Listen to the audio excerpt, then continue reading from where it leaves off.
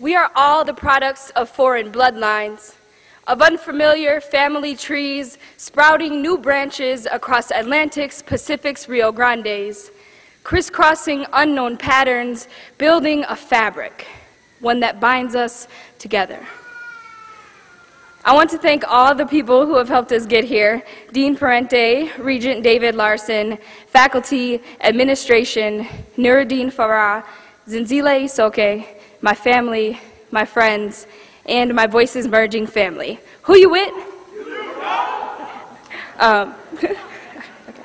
Everyone close your eyes.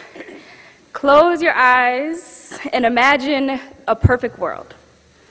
A world without problems, where everyone is healthy, everyone has a great education, where no one is discriminated against. And what does your world look like? How are our communities and families constructed? See that world. What does it feel like? Your street, your children, and your family. Now open your eyes. Do you see that world? When I look at this room, I see the beginnings of it. I see hearts who feel that world, minds who can see it, and the possibility within us to make it. The university's engagement slogan is "Do what matters." It sounds nice, but what does it mean to do what matters?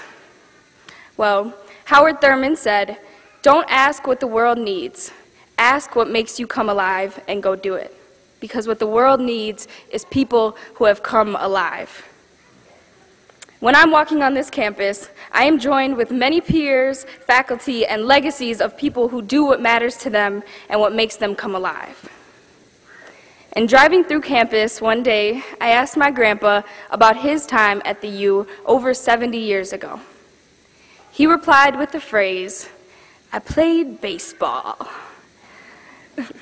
So while he took classes and had great experiences staying in Pioneer Hall, what made him come alive was that he played baseball, that he traveled to represent the U, that he became brothers with his teammates and was part of a community. And 70 years later, as I was walking home from a Voices Merging open mic, I saw 3 boys near Pioneer Hall, and they were singing Michael Jackson's "Man in the Mirror." It was freezing, yet they were singing at the top of their lungs. If you want to make the world a better place, take a look at yourself and make a change. They were smiling, laughing, and I thought about my grandpa. I thought that this is what college is about. More than tests, more than grades. It's about learning what makes us come alive and finding ways to go do it. And during my time at the U, I sometimes struggled with why I was here. But it all became clearer to me one day when I stumbled upon a book about Minnesota women, and I learned who Sanford Hall was named after. Maria Sanford, the first woman professor at the U and in the United States, a woman who knew how to struggle and survive.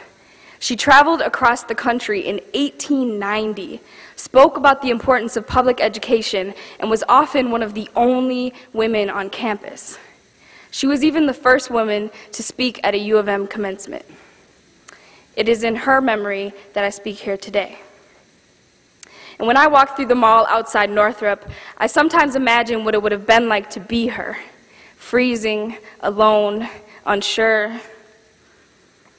But I find peace in her success, love in her story, comfort in her ability to hold on to what made her come alive, and as a result, improve our university for the many students like me who have followed.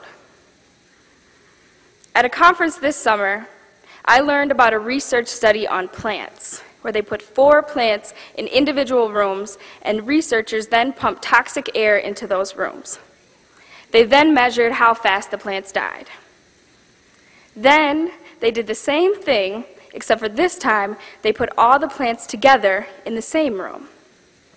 And when they pumped the toxic air, instead of the plants dying, this time they bound their roots together, changed their DNA, and began emitting a chemical that neutralized the air.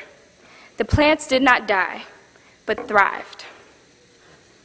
Like those plants, we came into this university as individuals. And after today, we are leaving with our roots bound to a community. We have a choice from here. Will you choose to come alive? I feel comforted knowing that I'm surrounded by my community, classmates, who will do what matters as leaders, lawyers, teachers, executives, you all, who will undoubtedly change this world for the better. And around this time last year, I was reading the student literary magazine, Ivory Tower, and came across a story written by a fellow student, Molly Luz, where she writes, "We finish to begin." Today, we will finish an incredible journey. Tomorrow, we will take the first steps of a new one. What makes me come alive is poetry, and I would like to close with an original poem. We finish to begin. When springtime sun peeks its head over gray clouds, I honor the birds outside my classroom windows. Find peace in the instant they catch my eye, love when they sing my mornings to afternoons, comfort in the chances these sparrows take. I find hope in the resilience of these blue jays to get back up, to keep on singing, to fly. I come alive through poetry, through the legacies of great women and men who came before and will help those who will come after. We finish to begin, knowing we all will fly, carrying with us flashes of hope, corners of smiles, and beginnings. Class of 2010, I congratulate you on this beginning. Do what matters and come alive. Thank you, guys.